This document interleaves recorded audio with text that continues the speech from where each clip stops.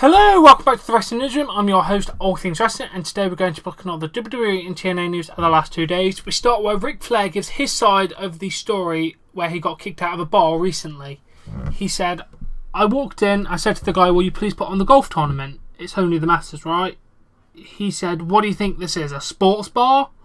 He said, I didn't say it was a sports bar, I asked you to put on the Masters. He said, I only had one drink. I asked for another drink. He takes the same glass, puts the ice in and starts pouring in the same glass. He goes to the bartender, sir, doesn't a premium drink require a new glass? And he goes, are you telling me how to bartend? And he said, no, not if I don't have to, dumbass. And he went, did you call me a dumbass? I can call you a dumbass or a fat ass. Both work. That was Rick. And that's apparently his side of the story. It just sounds like, oh, Rick.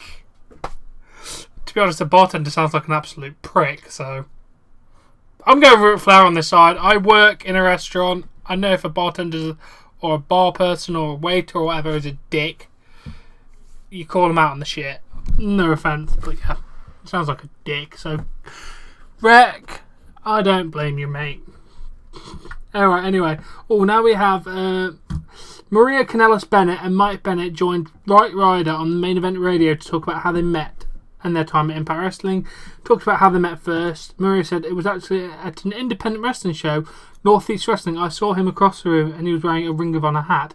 I loved Ring of Honor at the time, so I went over to him and this was my pickup line. Hey, so you work at Ring of Honor? I wasn't actually trying to pick him up, but I thought he was really cute. Mike says she could have been like, hey, nice face, but I'd be like, yeah. And I'd be like, yeah. Maria said, so we met there and ended up communicating through Twitter, and that was our correspondence for a while. When I direct messaged her, I slid into her DMs.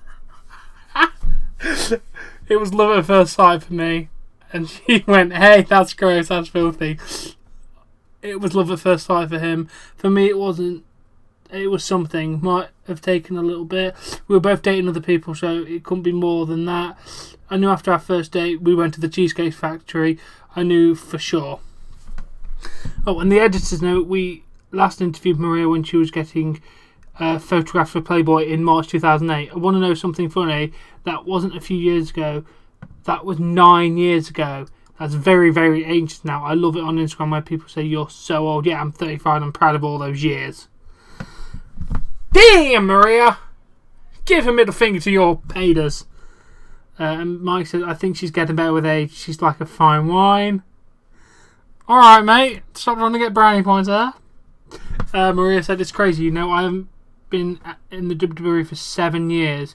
A lot has changed since then. I'm a married woman now. I worked for every organisation known to man, Ring of Honor, New Japan, TNA, worked for them all.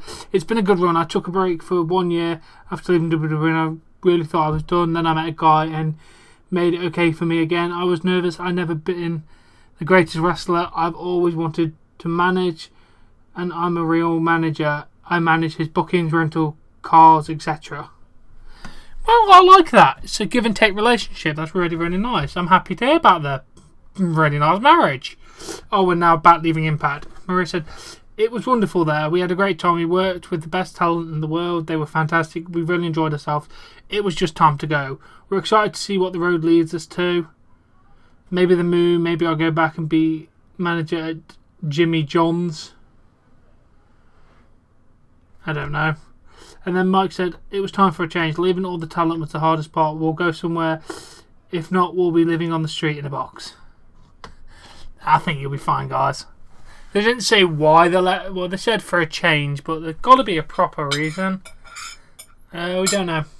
I'll try and find out. Oh, this is a funny story. Sunny, Tammy Sitch, ranted on people who have impersonated her and made photoshopped screenshots of her commentating about, I believe, Seth Rollins. Yeah. This is the rant. So this fucktard who has a fake page of me is claiming that I fucked Seth Rollins 3 months ago and he gave me an STD. Doesn't do his homework, does he? I've been incarcerated in the rehab since September 23rd, you fucking asshole. And they didn't give conjunctional visits in county lockup. Nice try, cunt. Slammed him down. Apologise about the language, but that's her words, not mine. I'm quoting from her thing. So that made me laugh. Oh, and now a nice thing to move on to. A trailer has been released for China's documentary that was being filmed shortly before her death. The trailer description reads, by faithfully capturing her final year, this documentary reveals the tragic struggles behind the fame of the notorious celebrity and beloved feminist icon, China. Well, I've seen the trailer. It looks really good. It's got, I think DDP and a few more people that weren't connected to WWE giving comments about how China revolutionised the business and everything. She basically took what it meant to be a female and brought it into the world of professional wrestling, didn't she? I don't think women's wrestling would be as big as it is without China, because she made it that women could do anything that a man could do. That was the main thing China did, and for that I will always have respect for China. May she rest in peace. Okay, now we have a Mauro Ranallo update. Hopefully the last one I'll have to say on this newsroom. Mauro Ranallo issued a statement to Newsweek.com where he stated that he will be leaving WWE. WWE and I have mutually agreed to part ways. It was nothing to do with JBL. He will remain under WWE contract until August the 12th. And then JBL also gave a statement about the speculation of his role in Ranallo's department that existed within the industry years ago. WWE addressed my behaviour and I responded accordingly. Yet my past is being brought up because of the recent unfounded rumours. I apologise for anything I said playing the bad guy on a TV show was misconstrued. Ranallo, did not say why he left the company, but we're going to have to take his word that it wasn't JBL. But hopefully this can lay it to bed. I think JBL's lying out of his arse and Mauro Ranallo's just been put a gag order on him, but that's just my theory. I think JBL did it, but that's just me. I don't want to call Mauro Ranallo a liar. I just think he's in a very tight situation where he can't tell the whole truth. But if it is the truth, what Ranallo's saying, well, I'm glad. Because I don't want to hate JBL. I really don't want to hate JBL, but anyway, Ranallo, we do wish you the best in your future endeavours. And I do hope you can get over this. I think he's over the bout of depression, hopefully. Because please get better, Ranallo. I know you're not going to be on WWE, but I still want to know you're safe and happy, mate. Oh, and now Matt Hardy appeared at last night's House of Hardcore event and did the Broken Matt Hardy gimmick. Obviously, WWE is trying to get full control of the gimmick with a one-time payment instead of paying royalties for merchandise with Impact or Anthem, whatever you want to call them. And apparently, the idea is to reintroduce the broken gimmick to casual WWE fans once they lose the tag team titles. Jeff did appear as well, and they did a final House of Hardcore appearance. They gave an address. Matt wrote about the event. He went, "Had a delightful farewell match at House of Hardcore. Tonight, wonderful fans." Yeah, I'm glad. That's the last time they're going to do an event there, so at least they got to say goodbye, I think. So congratulations there, and I'm glad WWE allowed them to do it. Kudos there, mate.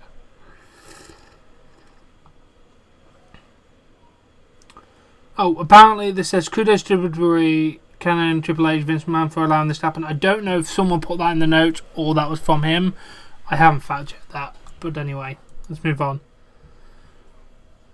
Okay, CM Punk recently did an interview with ABC 7 Chicago and talked about his WWE and UFC careers and what his desire to be a WWE superstar began. I'm not sure, obviously I watched WWF as a kid, but when I made the conscious decision WWF was never an end goal. I romanticised about Japanese wrestling. There were two companies in Japan. It was called All Japan and New Japan. That was my thing. I was more about going over there and being a star over there, and then coming home and just being completely. You can walk down the street and nobody knows you. That was my style. I liked it, but I worked so long and hard. It became so boring. It became the last frontier was WWE. I had to go and see if I could conquer that, and I gave it a shot. On fighting, being tough, It's all tough. I was wrestling, throwing myself around 300 days a year. Now I'm focused on a different discipline. I get to sleep in my own bed every night. Isn't that great, though? To me, there's something romantic about that. You walk into a cage and there's a winner and a loser. People can make excuses, but at the end of the day, there's a winner and a loser. I think in this world, because my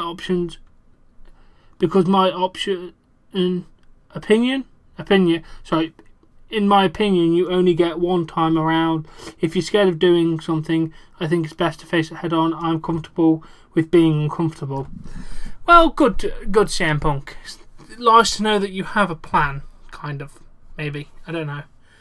Good luck, CM Punk. Please come back to WWE. I miss you. Oh, and Alberto El Patron wrote the following about this week's Impact taping. After 1 hour of sleep, jet lag and nearly missing the flight, I made it to Impact Wrestling. I couldn't be happier. They treat everyone so well.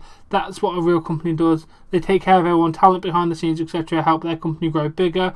Now it's time to get to work, kick some Trezos 20 different ways. You have to be there tonight, amigos. Hashtag Impact Wrestling. Bring back this bad boy.